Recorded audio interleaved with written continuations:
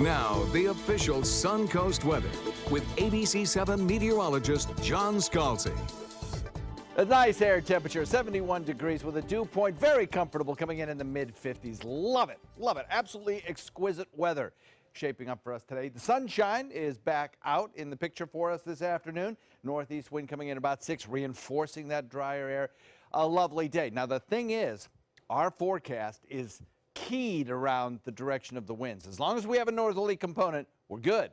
As soon as we start shifting east and eventually southeast, we're going to bring the humidity back, we're going to bring the temperatures back up, and we're going to be well above average for this time of year, which not everybody complains about. Don likes that, right, Don?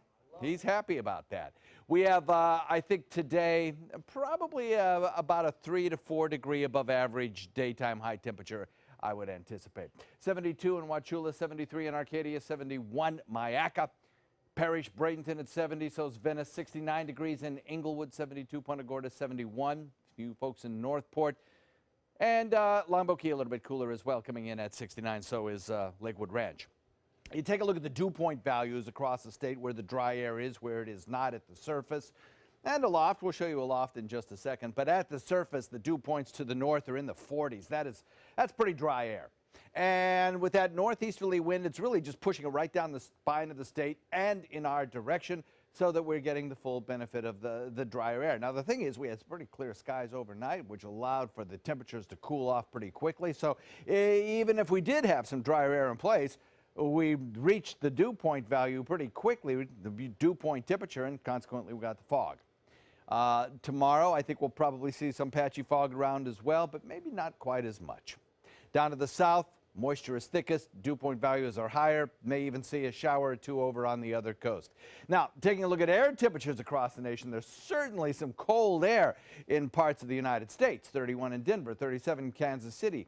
Dallas coming in at 50, not too bad, but 41 in St. Louis, 35 in Chicago, 29 in Minneapolis. But look at this nice plume of warmer air lifting northward. Washington, D.C., where it was in the 20s at the start of the week, is now in the 50s. It's 61 degrees in Atlanta. They didn't get above freezing earlier this week. So this plume of warm, moist air will continue to lift northward, and it will reinforce, I think, what will end up being a very warm Christmas for a lot of folks on the eastern seaboard and back into the deep south. We have a little bit of cloud cover exiting the region. That's led us to a pretty sunny day in store for us. Another frontal boundary indicated by the cloud cover to the north is sinking southward. That is not going to do a whole lot. That front is going to sink south. It's going to stall out as a low pressure area back to the west organizes, gains strength, moves out into the central plains and up into the heartland, eventually into the northeast as it dampens out and dies out. But it's going to produce a fair amount of rain showers and snow showers back to the west. Meanwhile, the front draped over the state of Florida and stalled out will lift back north as a warm front.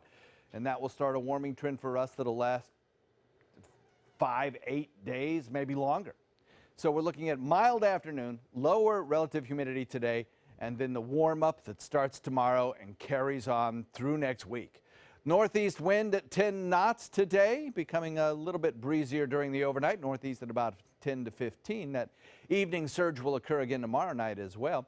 And we'll look for temperatures over the weekend that crack the 80 mark and probably stay there for at least the beginning, if not the entire next week. Don?